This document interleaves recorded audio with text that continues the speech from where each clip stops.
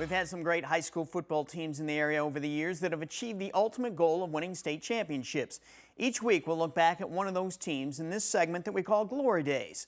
This week, we begin with the 1999 state champion Stillman Valley Cardinals. That was the first of 5 Stillman championship teams.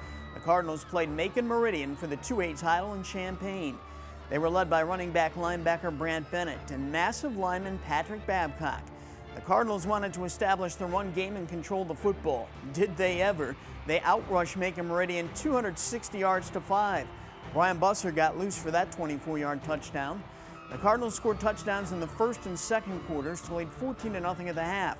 They put 2 more touchdowns on the board in the third quarter. Tom Remsen accounted for 2 of the 4 touchdowns on runs of 4 and 13 yards.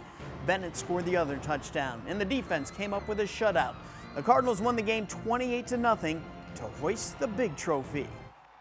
Joining me now on our overtime hotline is one of the senior leaders of that team, 2A lineman Patrick Babcock.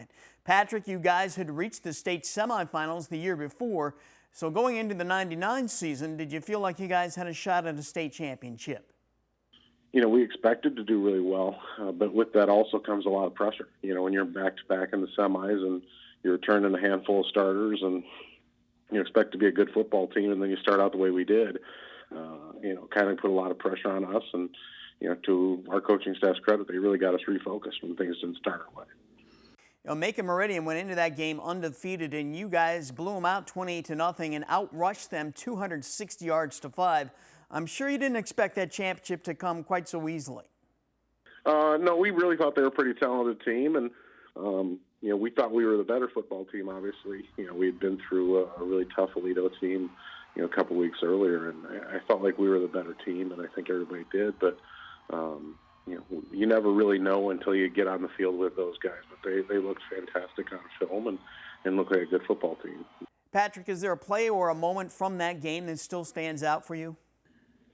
I think on our first drive, I think we went maybe 3 and out, and our punter stepped up and we punted out of bounds for like a net 1 or net -1, and you know, and then came back. I think the same guy came out and made some big plays on that ensuing defensive drive, and I think that kind of just set the tempo and made us feel like, you know, we're fine, we're going to be in this game, and you know, everything was about us being relaxed. And I think that's why we ended up winning that game, was we were just a way more relaxed football team.